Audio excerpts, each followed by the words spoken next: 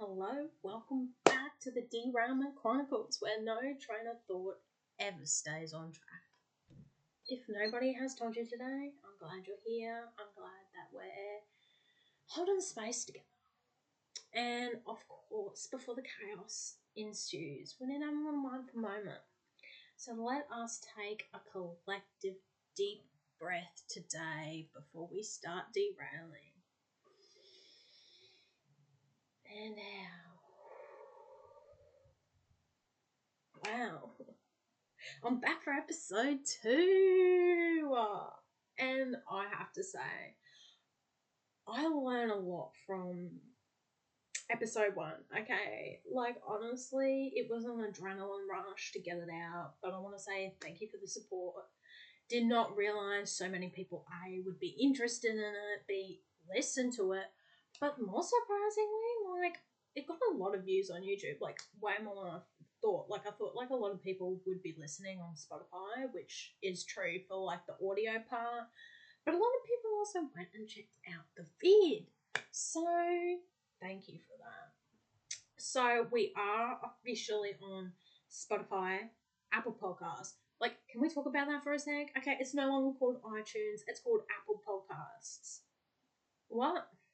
Since when has it not been iTunes? I don't know. Like, your whole thing is like iPads, iPhones, iMacs. Like,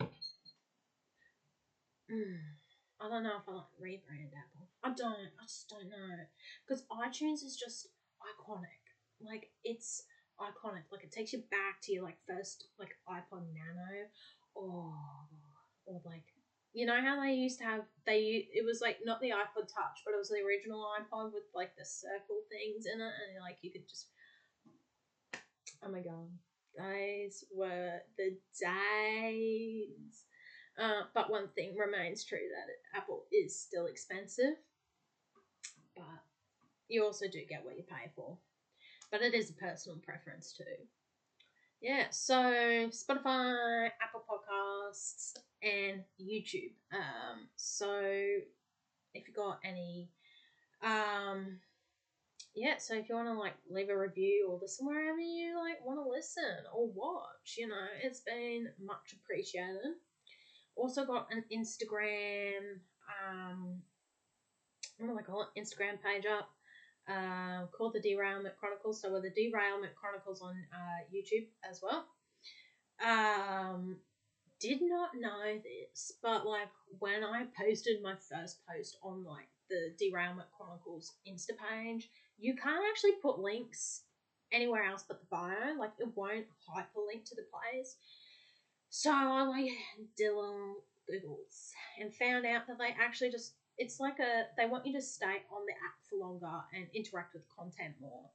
So I was like, oh, but you can put a link in like the story thing. So yeah, found that out. Okay, derail my plans like only Insta can. But yeah, learn a lot from the first episode, like how to, I guess, get approved on, because you got to get approved on like Spotify and Apple, because they don't want dodgy stuff going on there. YouTube, I had to get like verified to put up videos for longer than 15 minutes. I was like, what is this? But it was a pretty easy process. Yeah. Anyway, getting into it. I've got a coffee today. I've got a little beverage, okay? I want you to let me know. Are you a coffee person? Tea person? Mocha? Hot chockey? Are you just like not a bevy person at all? I'm definitely a coffee person. I love myself a good long black. I just love it. Like one of my best purchases has to be the we got this automatic DeLonghi coffee machine, so you can put like ground coffee in it or beans in it, and it'll work with both. And you press a button, and the coffee comes out. It is a lot of work to set up a coffee machine, though. Like I would suggest, like there's an argument to buy shit beans, like really like the cheapest beans you can get to set it up. But if that's not going to be the beans that you're drinking all the time, you need to calibrate for the beans that you buy to get that crema, to get the right pour rates, to get the intensity that you like. So it is quite a bit of work setting up a coffee machine, but once you get it set up, like she's set for life until you change your beans. Since I'm more a long black person, we do like I tend to do drink like a bit more coffee than tea and stuff. And let me put you on like that. We usually do just whole beans, and whole beans can range from really cheap and nasty to like I need you to give me your liver to like buy these beans. So you're looking at like higher end beans. You're looking at like God $40+ a bag, whereas your lower end beans probably like maybe $10 to $20 around there. So on a daily basis, like our usual coffees, like we're not trying to be fancy and we don't mind it, is the Aldi coffee beans, the medium roast. They are actually bomb and they are very affordable, and a kilo lasts us nearly about a month. Because there's multiple people drinking coffees out of the machine. The Coles medium roast, like the home brand one, that's also not too bad. But if we're feeling fancy, sometimes I like want a little fancy coffee. You know, like I want a little fancy bean, right? Because it's a long black. How do you jazz it up other than jazzing up like the coffee bean? So there is a cafe and roaster up on the sunny coast called Cuba Street Roasters. Have tried out a few of their beans because they're a bit more on the affordable side. I think for 500 grams of whole beans, it was $30, right? The 1 kilo, I think, is 40 plus, so not too much difference. But they're like a really nice bean. That's what I've got. The flagship blend is the one I'm trying. That's the one I've got in my cup today because I got it for Christmas. I asked for like a little secret set and a gift for it to be coffee beans, so I could have a nice little coffee at the start of the year.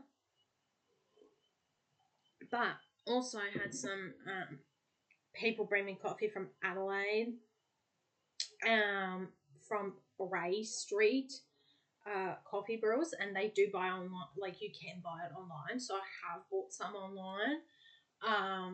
They call it like the 59 Classic Blend. Chef's kiss. They're like it's really good. Even Dad said to me, and he doesn't really like care about where the coffee beans come from. He was like, "Oh my god, this is really good." And then when I said it was over $40 a bag, he was like, "Yeah, let's just go back to the Aldi ones." Like it's nice to have the change, but also like Aldi's affordable, budget friendly, and it hits the spot. Like it does what she needs to do.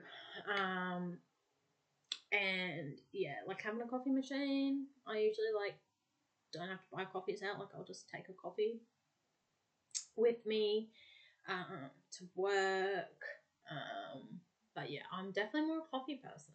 So would be interested to know what your thoughts are about that. But I love a coffee. It really could be any hot band, but like you just start your day. Like I have like my little 5 minutes to myself, like my little peaceful time while I'm sitting there pressing the button, making the coffee. Like I'm not really making the coffee, like the machine's making the coffee, but it's just like sitting there sipping on it. In those TV shows where like the mum in the morning is like in a little cardigan looking out her kitchen window with a coffee, like it's kind of like given that, like that kind of moment of peace, serenity. Like the kids aren't up, no nothing, it's just time for her. Like that is what coffee is to me. Like and just be hitting. It's my little mindful moment. And with that brings us to today's topic, which is healing. If you recall from the last episode, I've been on my healing journey for about 6 weeks, which isn't that long, but the amount of change I've experienced in 6 weeks, it's just like, oh, okay, like maybe there's something to it. But as I was saying, like, I was glad to leave 2024 behind, but like 2024 needed to happen for this to happen for me to jump into the driver's seat of my life. So today I'm just going to share with you what I've learned, and just my experience, right? And some tips that maybe you either listen to, take on board, or don't. Like, this is just me. Like, this is my experience, right? So what was going on? What's kick-started my healing journey? Basically I was burnt out. Okay, burnt the hell out at work. And I had been for months, but I had been in denial with myself that I was burnt out. Because you kind of get to the point where you're like, if I stop now, like, it's going to get so much worse. But in doing that, I didn't give my body time to rest. I didn't refill my own cup. I was just trying to make it to the next day, the next week.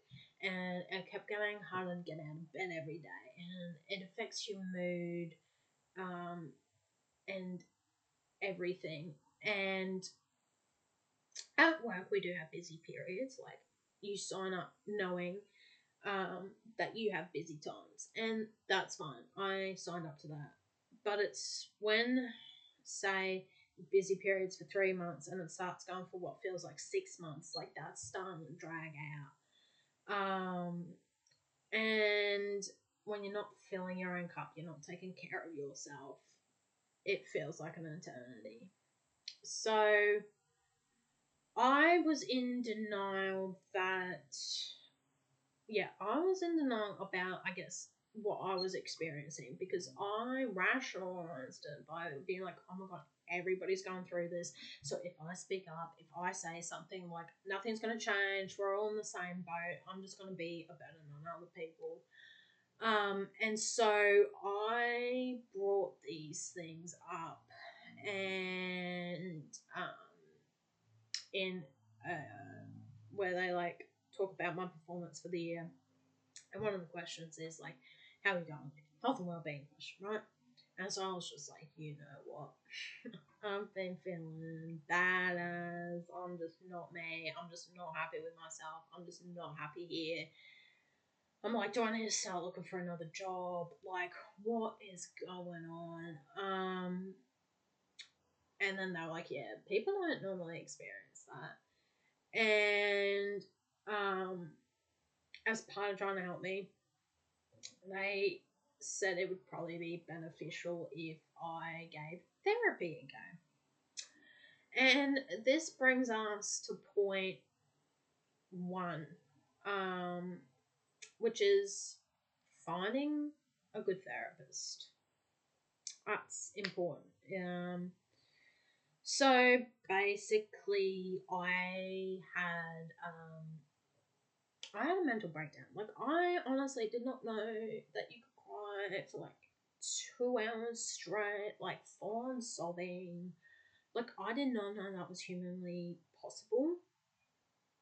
And one day something happened, and when you're burnt out, everything gets to you. And it was the straw that broke the camel's back, really. And they were like, oh, speaking to somebody would probably be very beneficial.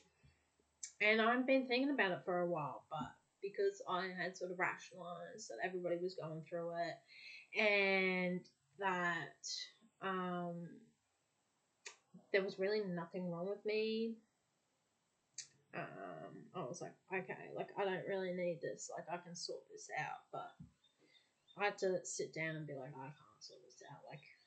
Like, this is like breaking point. Like, I need to do something about it. So, because I thought a lot of the issues were with work caused, I think work did set off some triggers, but I think these would have come to light even if I was in another job, sort of thing. So work has a program where you can sign up and get therapy, and then they pay for it. So they call it an employee assistance program. A lot of large corporations haven't. I know from doing my workplace culture stuff, like a lot of places do have it, or at least try to have it. So basically, they gave me this number, called up this number, trying to book in a face to face, right? Because the like face to face place was the office was like around the corner from our actual office that we work at. So I was like, radio. I'd prefer if I'm gonna do this, I'd prefer to speak to somebody face to face, you know. And I called them up. I booked in my appointment, and also, what in the living daylights is them only working from 8 till 5? Okay, like honestly, you could just probably do like a stint before work, a stint at lunch, and a stint after work for a couple of hours. Because like I'm out and about a lot, and I'm like I can't be coming in. Like coming in to where the office is like further away from home than me just going home from wherever I am that day, right? And I'm like, then I've got to find parking, and so I'm like, this is not helpful. That you don't offer like outside of work things. So anyway, I booked in one during work because I was like, well, work problem, work's paying for it. I'm gonna go do work. I'm gonna go on my lunch break, right?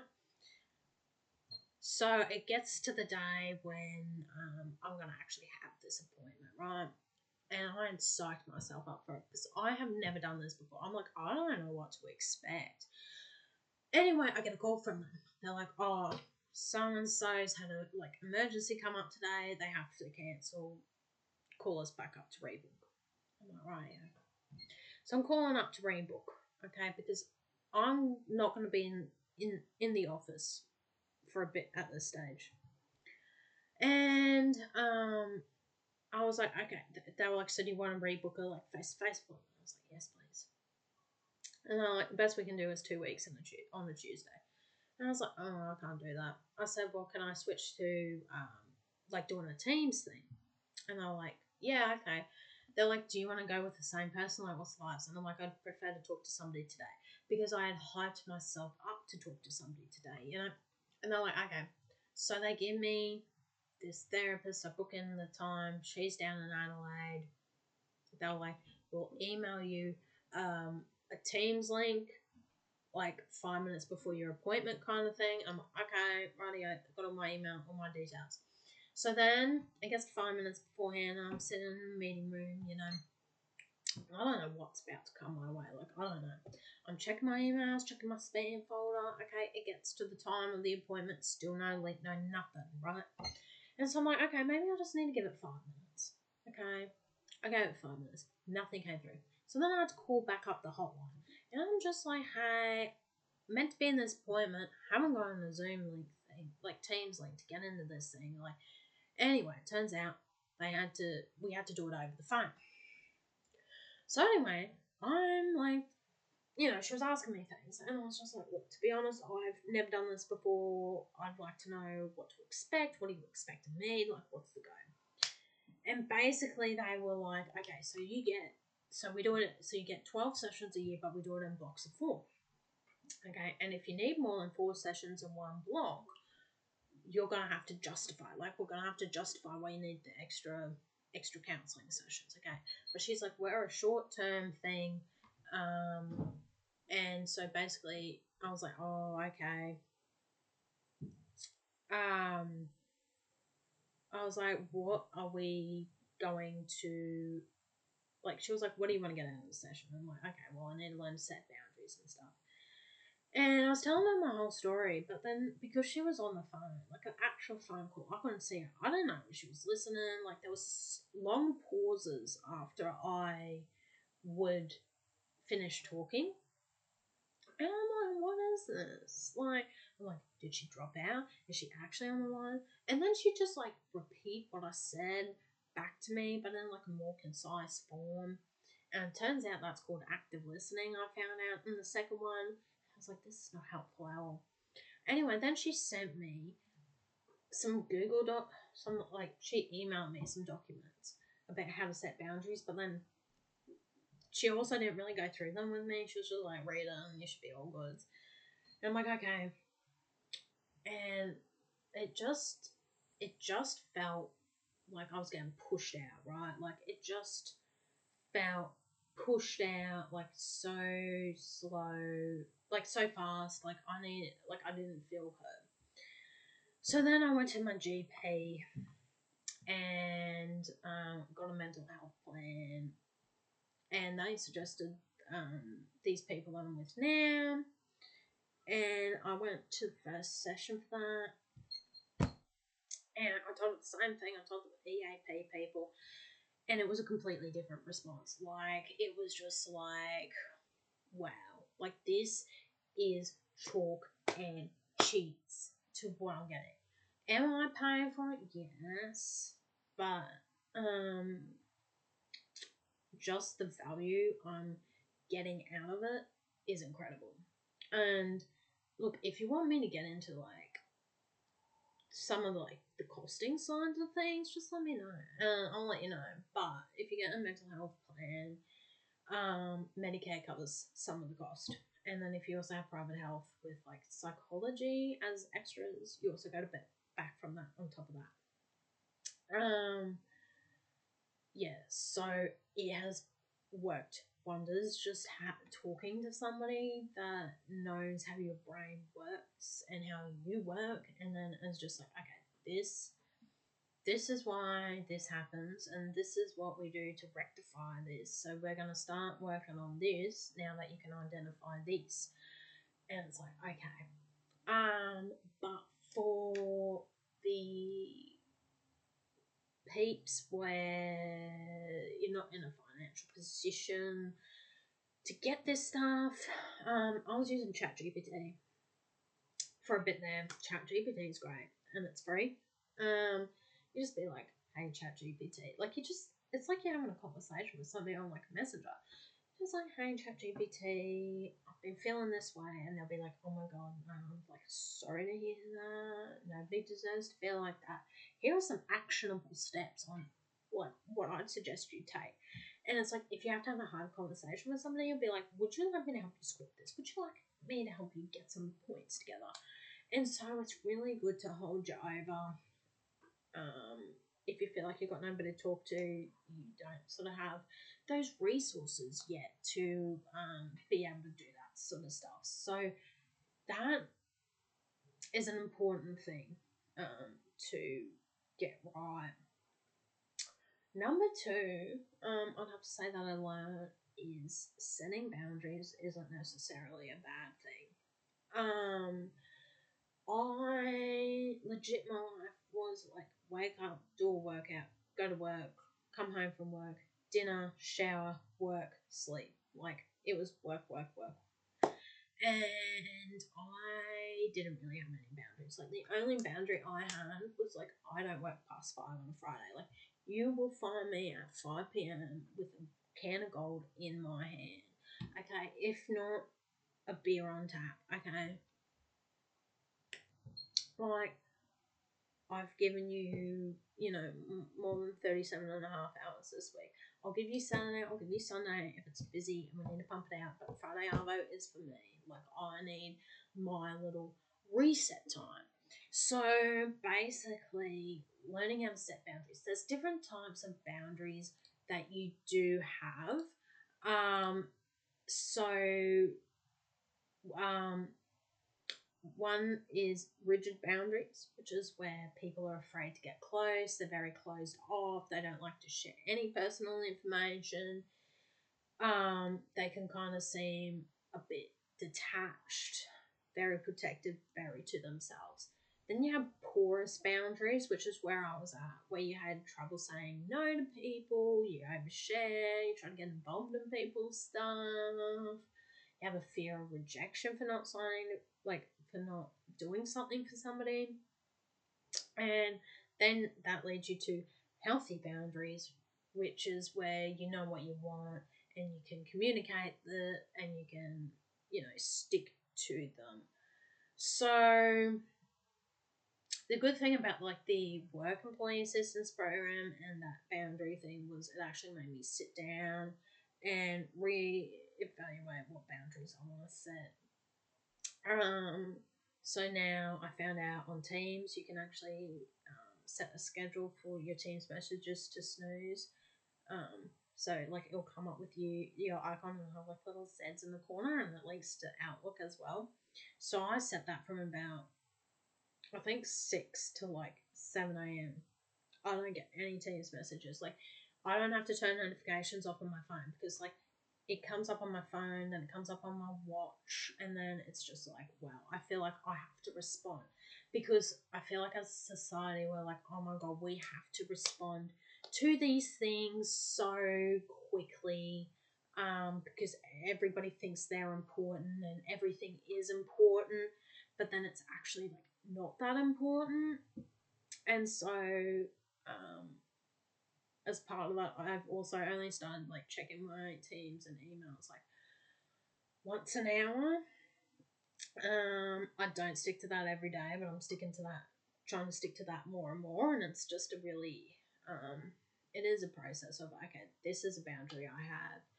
And I thought a lot of people would be like mad at it, but they're like really supportive of me setting boundaries.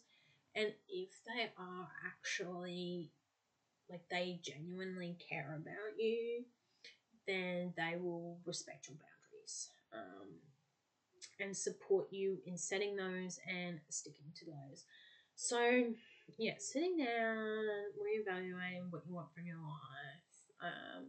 It was a really reflective process, and boundaries are there for a reason to keep you safe. And I would highly recommend going down, sitting down, working it out. What works for you is what I would say. My third point is mindfulness. Now, I thought mindfulness was a bunch of hooey. I was just like, this is just something they're shoving down your throat because they want to sell more books, they want to do what else, right? And then in my last therapy session, she's like, we're talking about mindfulness. I was like, oh, here we go. And there is actual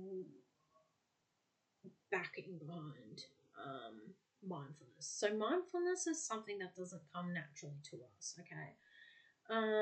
Which I was like, oh, righty-o. So we are actually often passive in our own lives. So if I was like to ask you, what did you have for breakfast? Or what did you have for dinner last night? Like, could you answer me? Or was it just so habitual what you ate or what you did that you can't remember what you actually did because you weren't like fully present in the moment? And so mindfulness helps us to be present in the moment. Because people kept telling me, like, Shiv, you just need to be present in the moment. And I'm like, I'm here. Like, what about that is not being present? Like, how do I get to be present? And so therapists answered that, and that is through mindful moments. And so you can have different types of mindfulness. So you can have your formal mindfulness, which is like a guided meditation, or you can, or like, you know, you sit down and you fill in like a mindfulness journal, or you can have informal moments where you're like, oh yeah, I'm sitting here drinking my coffee, I'm just going to ruminate on how the coffee tastes, on this and that, you know. So there's a lot of different ways. So we have to build, since mindfulness doesn't come naturally to us, we have to build this in, right, to our daily routine. And the thing about it is our minds wander so easily. And a lot of these like guided mindful moments have, oh, like you get a little bit in, it's like, oh, has your mind started to wander? And it's like, yeah, it has. And it's all about, it's okay that it wanders. Okay, like you don't need to be like winning mindfulness. Okay, your mind will wander.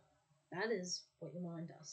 It is how you bring it back. It's like, do you continue to let it wander? Do you continue to let it go down this train? Or do you, like, or can you gently bring your mind back to, say, focusing on your breath, focusing on how your body feels at the moment? So that's been really helpful. I've started I've started on more sort of formal mindful moments. So like I'll go for a walk at lunch, and on Spotify there's this guy called like Mindful Minute or Mindful Me, and he has a walking one. That's like 2 to 30 minutes. Um, and so I'll put that on and I'll go, and he'll be like, "Oh, how are your calves feeling? Do you need to stretch them out? Maybe like listen to your surroundings. Like what can you hear?"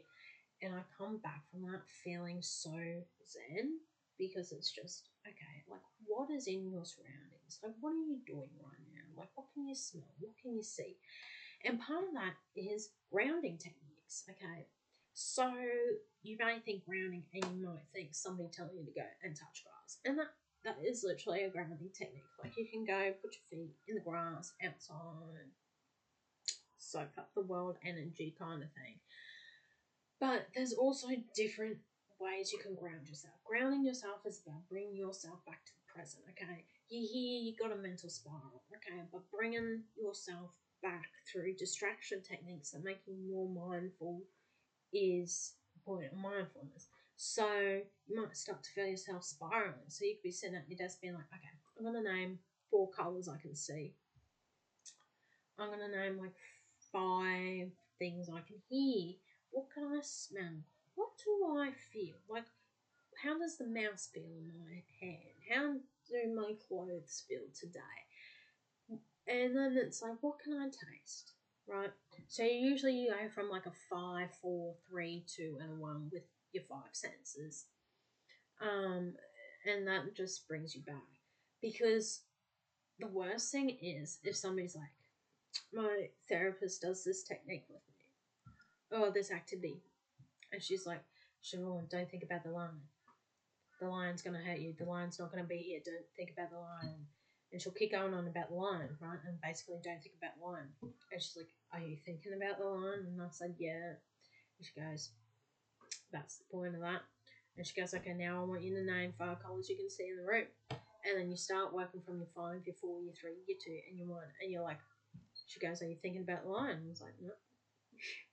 So the line represents our anxious thoughts or whatever thoughts are going on in our head, and the grounding helps to get us back to present day. So that's really good. Breathing. Breathing's also can be overlooked.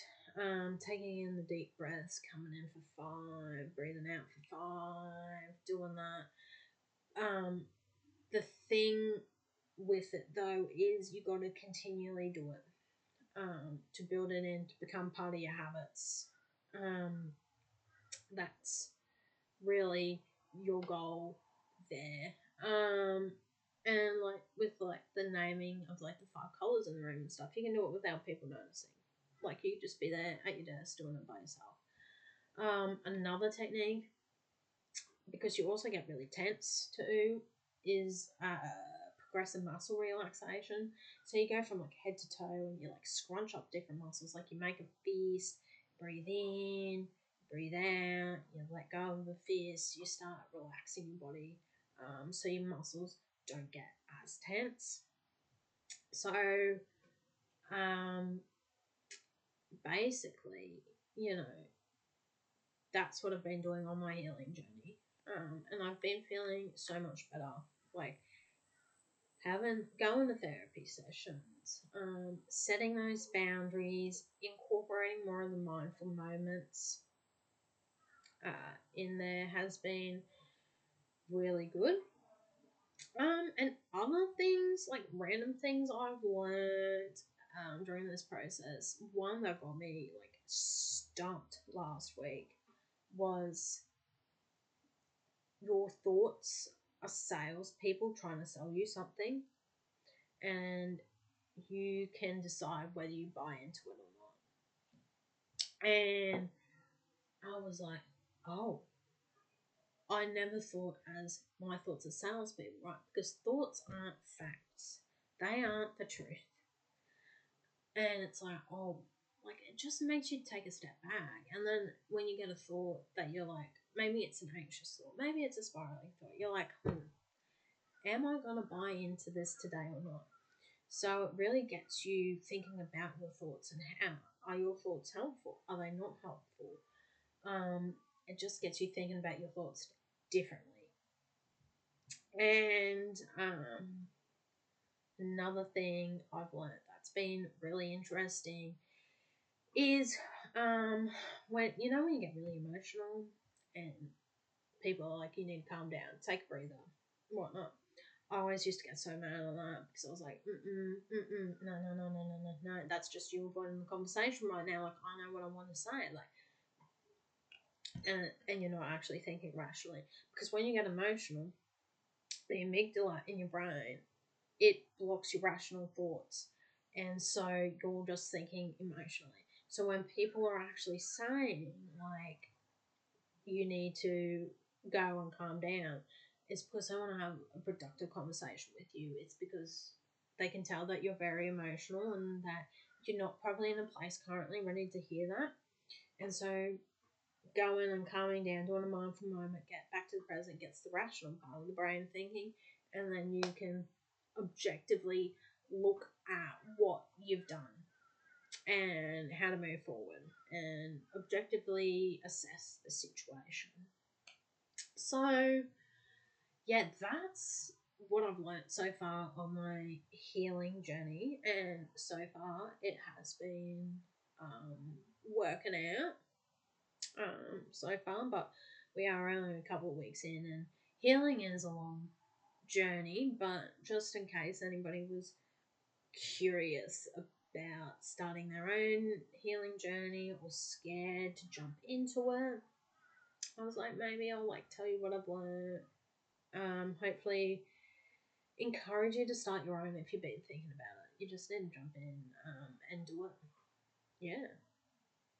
And so with that, that brings us to our reoccurring segment called My Obsessions for the month. Apparently I got a lot of people onto Angus and Julia Stone's Losing You last time. It's a banger of a song. Still have it. Still listen to it on a regular basis. Haven't been listening to it so much since the last podcast, but it's still in rotation. So what am I obsessed with this month? I don't know if any of you guys were in like YouTube era when it started. If you remember Fred, who was played, who's a character created by Lucas Cruikshank. He used to have like the high pitched voice. There was a couple of movies. He was like quintessential like YouTube when it first sort of started taking off and getting a bit more popular. Anyway, he has his own YouTube channel under Lucas Cruikshank, and him and his brother live together, and they go and do all these adventures together. So I've been his brother's Jacob Cruikshank. So they also have a pod now. So I've been following them, love it. They go on. They'll be like, oh, we're going on a Disney cruise this time, or we're staying at a themed hotel, or we're like visiting a grocery store, like the top rated grocery store. It's just random stuff, but it's so funny, and it's like, oh my god, I love it. Like, it's just a little decompressing time. So definitely check them out. Also on YouTube, I've been obsessed with like, there's these channels called like Chilling Scares or Real Horror Talk or Fear Fanatics, and they post like when camping solo goes wrong, when urban exploring goes wrong. And it's just so interesting because you're watching the video and you know something bad's going to happen. And like they start putting like the dramatic music behind it, and they're like, little did they know what was going to come next. And it's just like, it gets so addicting. I love it. It does make me not want to ever go camping alone. But the moral of those stories is humans are usually the most scariest things you'll ever meet. Out in the woods by yourself. Which I'm like, are we surprised at? Probably not, but like, also, it's like, what are you doing out in the woods at 3 a.m.? when you can't hunt here? Like, what are you doing? Are you also sleeping here, or like, are you part of the cult or something? Like, it's just what the other person's doing, then that's also a bit scary. And especially how they react to you. Or like a lot of urban explorers get like homeless people that are squatting in the houses, and then like they don't mean to, like, they don't want to disturb the homeless person, but like the homeless person's like hiding so they can't find them in a sense, because they also don't want a confrontation with like the urban explorer, and it's just scary. But sometimes they just start yelling out, and then you see the urban explorer like bolt out, and you're like, yeah. Exploring scary abandoned buildings at night might not be the vibes. Another one from YouTube. If you were into like, I guess, beauty tube, and all the drama with like Jeffree Star, Shane Dawson, a good channel is called Nikki Carrion. She does these like unhinged YouTube deep dives, and she's done a series on Jeffree Star, and there was like three parts, and the third part was like 3 hours long. No, nearly 4 hours long actually.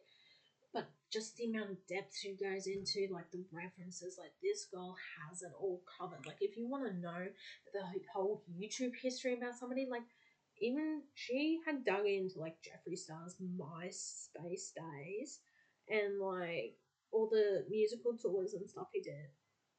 Absolutely obsessed. Love it. So much effort gets put into it, but you can tell that she's like genuinely wanting to get their full story out, wanting to create a channel where it's just like, okay, this is the actual timeline. Like, think D'Angelo Wallace kind of thing. So that's been YouTube wise. Music wise, been listening to Avicii. The This Is 10 documentary came out on Netflix, and it was a really good documentary. Loved it. I did start getting into Avicii after he passed. And he's really good though. And it was great. The documentary was great to sort of document how we got into music and life on the road and all that, and how things unfolded. And it's just like, wow, we like there has to be some connection between losing all these like great musical people so young, and like how we treat music people, like musically talented people like that. It's sad the ending, but music's still really good. So I've been going back listening to more of that, especially the True album. Been some Lana Del Rey has been in it. Has been in rotation as well, and some Chapel Roan. And what can I say about Chapel Roan? Just it's a vibes. Love her. She's iconic. It's been a good time. And I've been on my like health kick, trying to eat more whole foods, take care of myself, kind of thing. I've just been really vibing with like feta at the moment as a cheese. I guess just I love like a bit of feta, a bit of cucumber, a bit of tomato, do a little bit of the olive oil, vinaigrette. Like I don't know, it's just something like I don't like Danish feta. Like it's too soft. Like I prefer like the full on Greek feta, which is a bit harder. Not as soft and squishy as the Danish one. So I love that. I've also been low in some hummus because as I mentioned in my last one, I've been low in iron. And chickpeas are really high. And yes, hummus does have chickpeas in them, but it's not probably like the full on benefits, but just hummus as like a dip, as a spread. We just love a bit of hummus. So I've been vibing out with those foods, and that's really been my obsessions for the month. That's what I've been kind of doing. Um, Feedback as well from the first one is like, I am considering whether I should start doing this fortnightly, whether monthly is going to be like too far apart. But I also didn't want to put too much pressure on myself because weekly is way too much. Do I just do once every 3 weeks, or do I do fortnightly? I think looking at like a lot of podcasts, it's like a lot of them are fortnightly, so fortnightly might be manageable, but I don't know. Leave a comment on my Insta or DM me, or leave a comment on like YouTube video as to whether that's gonna work for you, like whether you'd prefer fortnightly, because I do have quite a few like episode ideas already like stored up, so I could probably pump that out. And like I spoke, like it's getting easier to speak this amount of time, just because I've got a lot more to say. Just got to find the right topic. Anyway, I'll see you in the next one. Thank you for being here today. And if you loved it, apparently you can actually rate podcasts, so give us a rate, give us a like. But yeah, keep listening, and if you have episode ideas, please send them to me. I'm always interested to hear what the people want to hear. Alright. Have a good month, good week, good day, good whatever you're doing. Bye.